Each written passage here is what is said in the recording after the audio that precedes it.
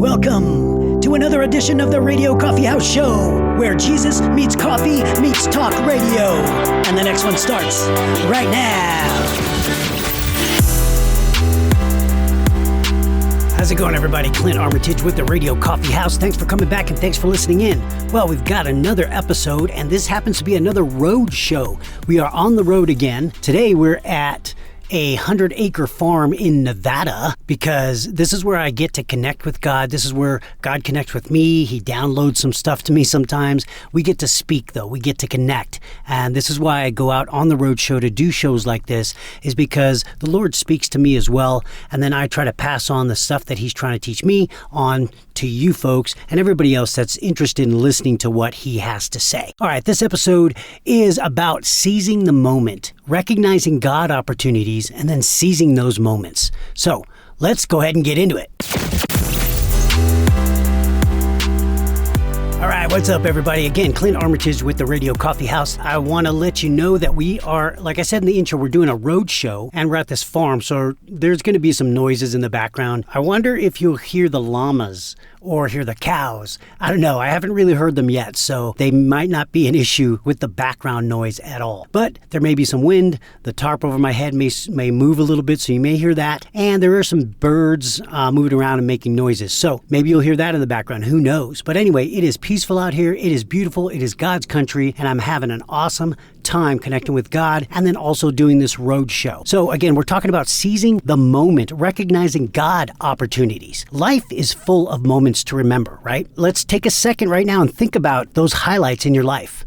Think about some moments, big moments. I'm sure some real positive things came to your mind. Wedding days, kids being born, the day you were saved, all that stuff might have came to your mind. And I hope you notice how quick it came to your mind as well. When you thought about it, that moment came up quick. And that's because it's at the forefront of your brain. It's right there in your psyche, right at the top, so that you can recall that quickly because it's right in front. And that's why it came to you so fast. Well, there is some of us out there, and I actually was included in this, not so much now, but it does happen every once in a while, where it wasn't a happy moment that came up. When I tried to seize a moment in my brain, it was sad or tragic. It's a moment that happened in my life that was difficult for me. And that's what came up because it was at the forefront. So if that was you, and it was a time in your life that was super, super difficult, that memory was burned into your brain and into the front of your psyche, what's happening is it's not letting any of the other happy moments come through first. So we're going to have to try to seize new moments and put that at the front of the psyche, right? Because we want those positive thoughts to come, those good spiritual thoughts to come, and all the blessings that you should think of when you seize a moment, especially recognizing God opportunities. Well, I want to let you know you're not alone. Like I said, I had the same thing happen to me. And these episodes are for me too.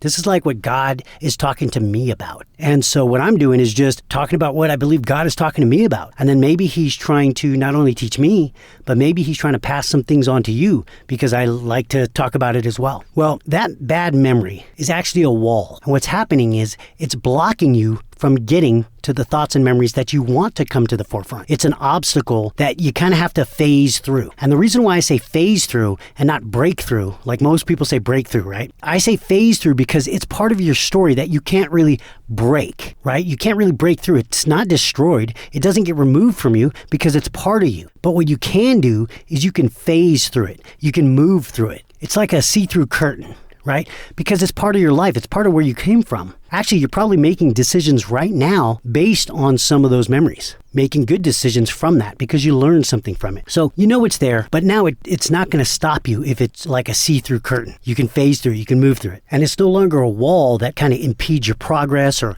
blocks your view. It's not an obstacle anymore, but it's a thin layer of your life that doesn't stop you because you can see right through it. You can move right through it, but it's still around because it is useful. You got to remember where you came from, where you are now, where you're going, and it's 100% your choice to use it for your own good and for others' good, for the common good, because you can make sure that it doesn't have the power that it used to. And you know why? We're taking it and turning it into a lesson versus a life sentence. So let's look at a verse from Isaiah. We're going to break it down a little bit. Isaiah 41, verse 10. It says this, "So do not fear, for I am with you. Do not be dismayed, for I am your God. I will strengthen you and help you. I will uphold you with my righteous right hand." Okay, So did you notice that there are 2 negative thoughts listed in that passage? And right after those 2 negative thoughts, it's countered, or God counters it with his presence, his strength, and his intentions. Okay, here we go. Let's look at it closely. First, Isaiah brings up fear. The beginning of verse 10, it says, "So do not fear." Do you have fear? What kind of fear is taking over your thoughts? Is it financial fear, physical fear, fear of a person, fear of the unknown, fear of the future? Look, whatever fear you're dealing with right now, here's the counter to it. God says, "I am with you." That's literally God saying that. God's presence is with you. And even though you may be going through some things that are making you fearful right now, God is right there. He's not distant. He's not far away. He's by your side, in it with you. And he says, do not fear. He also says, do not be dismayed. That's the second negative thought, being dismayed. And then right after he says, I am your God. I will strengthen you. I will help you. I will uphold you with my righteous right hand. So we don't have to be dismayed either. We don't have to be fearful. We don't have to be dismayed because God is with us. First, he is God. Then he's with us. Then he's going to strengthen us. And then he's going to help us. And he's going to uphold us in his righteous right hand. So we can be confident and not fearful. We can start taking those fearful thoughts, those negative thoughts, all the thoughts that are blocking us, those wall thoughts, turn them into see-through curtain thoughts. Walk right through them. Phase right through them. Because we don't give up, we show up. See, we take that negative and we turn it into a positive. We pause for correction, but we strive for perfection. We avoid sinning so that we can experience winning. It's a simple transition of thought, taking one thing, turning it into another. And we can do this because we're confident that God will help us. God is with us. So seizing God opportunities cannot happen just by standing our ground. If you're getting attacked by the enemy, if these thoughts are bringing you down, we can't just stand there and take it because we're going to get beat down if we stay in that same place. We've got to do more than that. We have to gain ground as well. We can't just dig in our feet and stay static. We have to start being fleet of foot because that makes us dynamic. And then we'd be able to push forward, dodge right or left, avoid the enemy's arrows while we're gaining ground, rather than just staying in place and getting hit. So again, I teach combat classes. And whenever I teach an ambush class, there's one rule when it comes to ambushes. You have to fight through it. You have to push through it. Because if you stay in that one place that you got ambushed, you're going to incur more damage than if you just push through it. You'll incur damage if you push through it too, but you will be able to upgrade your position. Because the key is getting off that X and moving to a position of advantage, right? And then you push the fight to them. It's gaining ground while you're fighting. And that's the same thing here. This is what we want to do here. We don't want to stay in the same place and get hit constantly by the enemy's arrows. We need to start pushing the fight to him and start gaining ground on this negativity thing. So we have to be dynamic and fleet of foot. Avoid digging in your heels without finding a way to upgrade your position. We need to always upgrade our position. And Paul talks about the Christian life because that's what it's about, right? It's about our Christian life and how we view life and how we do life. And so Paul talks about the Christian life like a race that we need to finish strong in, because there are plenty of stories, and I know you've heard them, of Christians, famous pastors, famous people that ends up running the race but did not finish strong. They fell short. And that's not what we want to do. We want to finish strong. So Paul says this to help us out. He says this in 1 Corinthians 9, verse 24 and 25. He says, do you not know that in a race all runners run, but only one gets the prize? Run in such a way as to get the prize. Everyone who competes in the games goes into strict training. They do it to get a crown that will not last, but we do it to get a crown that lasts forever. Man, that's so good words. Those are good words from Paul there. We need to get into a strict training regimen in order to prepare for that race. It's this race of a Christian life, and we need to finish strong. So we got to keep fleet of foot, and we got to keep moving. Don't dig in your heels. Don't stay in one place. We got to move. Upgrade your position. Let's go. Let's do this. So there's this TV show called Highway to Heaven. It's an older show back in the 80s, I believe. It stars Michael Landon, and he's an angel that has assignments on Earth, and he has a sidekick with him that's a human. And so I watched Highway to Heaven, and I saw this one episode, and it reminded me of seizing the moment, taking these moments, turning them into something that is positive, or looking at moments and going, hey, is this a good thing or a bad thing? And then taking the good ones, recognizing and then seizing. So there's a Highway to Heaven episode, season 2, episode 6. It's called Popcorn, Peanuts, and Cracker Jacks. It's about a guy named Ted Tilley. He's a former baseball pitcher that's now in his 60s, and he works at a minor league stadium in one of the souvenir booths. He actually owns the souvenir booth for this minor league team. And so that's what he does now. And God is giving him a chance for one last hurrah as a pitcher to pitch again. So basically, he gets hired by the team that he's working the stand for. Now he's on the team, but he's really just there for wisdom, to encourage the guys, and then also to be a leader because they didn't have a leader. And then so he does that and he helps out. And the owner wants to put him in as a relief pitcher in the final game of the season. They're leading 1-0. And it's because the owner gets to fire the coach if they lose. And he wants to fire the coach. So he tells the coach, hey, I want Ted Tilley in to pitch as a relief pitcher. There's one out, bases are loaded, bottom of the ninth, and they put him in to pitch. And so Ted comes in as a relief pitcher. And it's just a joke, or it's just because the owner wants the coach fired. He wants to lose the game. But God actually gives him his arm from 40 years ago. So now he has his 20-year-old arm with him, just for the moment, just for 5 pitches. And of course, he's doubting himself at the moment, right? He's like, what? I can't do this. And he doesn't believe in the moment, so he can't seize the moment. But the angel Jonathan encourages him. And then he throws one pitch and he goes, oh my gosh, my arm is back. So then he starts pitching, right? And he strikes out the first batter. Now it's 2 outs. But now they have a guy coming up and he's a big hitter. He pitches him. The guy ends up hitting a long fly ball. The left fielder's running back, gets on the wall, jumps, catches the ball. And that makes the 3rd out for the game. So they win the game 1-0. And they celebrate with him, and then it's the end of the show. So immediately I'm asking myself this question about seizing the moment. Would God really do something like that? Like, I know it's a fictional TV show, but it was a very curious question to me, and it popped in my head. After thinking about it, I was thinking, wait a minute, would God really do something like that? And I came up with 2 more questions to help me answer that first question. The first question I came up with was, could God do it? And then the second one was, would God do it? So first question, could God do that? Absolutely yes. God can do anything. He's sovereign over the world. He can do anything. But that second question was the nagging question, is would God do it? And as I'm thinking about it, Matthew chapter 19, verse 26 pops into my head. And it says this, but Jesus looked at them and said to them, with men, this is impossible. But with God, all things are possible. So that's what came up into my mind. And then I thought about seizing the moment is really tied up in situations like those. Situations where our understanding is challenged. Our faith is challenged. Our way of life may be challenged. So seizing the moment can be a very, very difficult thing depending on the circumstance that it finds us in, right? Like if you were Ted Tilley, you're 60 years old, now you got a 20-year-old arm, you're just going off what the angel says, what God says, and then you get on the pitcher's mound and you're like, I'm scared, I don't believe it, until you throw that first pitch. And then you find out, oh my gosh, God is giving me 5 pitches to have my arm back. Is he going to seize that moment? And that's what Ted Tilley does in this fictional story. He seizes that moment. But that's kind of what we have to go through. We have to find our faith, and we have to understand that if God gives us that moment, do we seize it or do we let it pass it by because we're fearful or we don't know the unknown? And the other thing is we can't really control the timing or the environment of this moment that comes when we have to seize it or not seize it, that opportunity. We just have to evaluate the situation for what it is and then make decisions either to seize it or not to seize it. And so what I found in life is that the closer that I am to Jesus and the better I can hear his voice, like me being here at this 100-acre farm,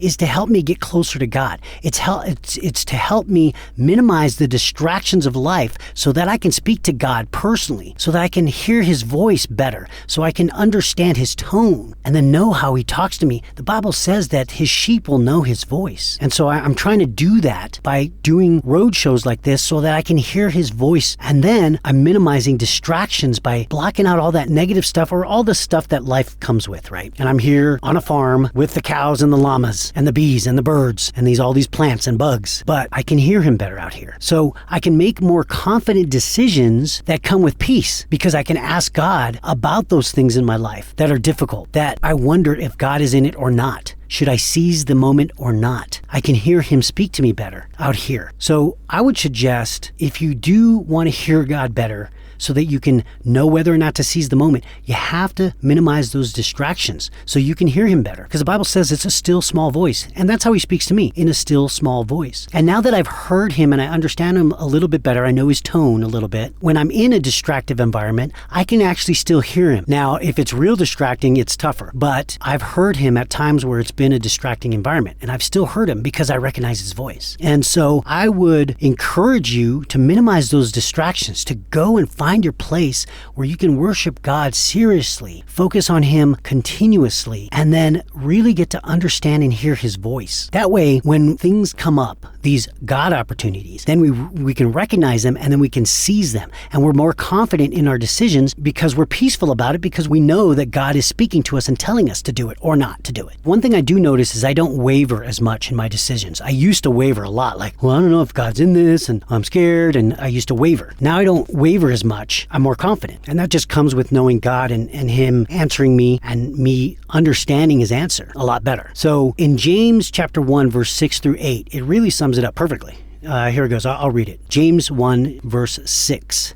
But when you ask for something, you must have faith and not doubt. Anyone who doubts is like an ocean wave tossed around in the storm. If you are that kind of person, you can't make up your mind, and you surely can't be trusted. So don't expect the Lord to give you anything at all. So that verse, sums it up right there. And to come full circle, to answer the question, would the Lord do an impossible miracle just for me? I say yes. I say yes, He would do that just for me. Can He do it? Oh yeah. Would He do it? Yes, I believe He would, if it's in His will. It's us trying to understand His will. That's the key in all this. Because with God, all things are possible. Now, some of you may be fearful of seizing the moments because you're not going to know what's going to happen next, right? We don't know the future in things. What if we have to let go of one thing in order to seize the moment that God has given us? Letting go the other thing may be difficult for us because we don't know what's going to happen. That's fear. Well, my question is, have you spoken to God about it? And if you have, what has He said? Okay, He hasn't said anything? Then be patient. Wait and continue to remove the distractions and quiet your environment so you can hear His still, small voice. It may be a whisper, a clear yet soft whisper. So you're going to have to listen intently for that whisper. So if He says wait, be patient and wait. If He says no, okay, move on. Be present in the moment. Clearly see the situation for what it is, and then listen to the Lord speak. If He tells you to engage in the moment, then engage, jump right in. But if He doesn't say anything or tells you not to engage, then let the moment pass, or let's sit on it, and then if He says no, then move on. Then you're going to be confident that you're in His will for that moment in time. And then you don't have to be like I was, fearing all the time that I missed a God opportunity, and then getting discouraged and being hard on myself and beating myself up because I thought, oh no, what if that was God? And I was so confused, and that was because I didn't hear His voice. It's because I didn't listen for His voice. I didn't know what it's supposed to sound like. So this approach, I think, is a methodical approach, which is totally different than just acting impulsively, because sometimes we act impulsively and then we make mistakes. Acting on impulse is going to lead you into trouble and to danger. We're going to make bad decisions. But staying quiet, being observant, and letting God lead you into the moment is wisdom. And that's what we want. We want wisdom, because this ensures that we're not going to miss any God opportunities. As they come, we'll recognize them. And it's also going to protect us from making bad decisions. See, if we have this type of connection, then seizing the moment is not going to be difficult. It's going to be a lot easier than it was, I'll tell you that. And then we're going to be able to do it successfully and be a part of all the miracles that God is doing around us. He is constantly doing things in people's lives, and we don't even know it, even though they're around us. But once we begin to understand God's voice, understand His teachings, love His teachings, the Holy Spirit's going to teach us more, help us understand, and then we're going to be able to hear His voice when He tells us, hey, do you want to be a part of this? I'm doing a miracle in this people's lives. Do you want to be a part of it? And you say yes, and then you seize that moment. Then you can recognize God opportunities all around you, and then you can start seizing those moments. All those negative wall thoughts are going to go away, and you're going to be able to replace them with positive God thoughts, things that are going to be praiseworthy, and they're going to be up front. So we need to be able to seize the moment, recognize God opportunities, but the only way we're going to do that is to get closer to Him, to understand His voice, and then to ask Him if we can be a part of it. And when we seize those moments, we're going to be part of something big, and we're going to be doing God's work for the common good. Well, thanks everybody. I appreciate you coming out, listening to me while I'm on this farm in Nevada, connecting with God, and I hope you connect with God too. Remove those distractions and then start seizing the moments by recognizing those God opportunities. Until next time, stay safe, stay ready, and God bless.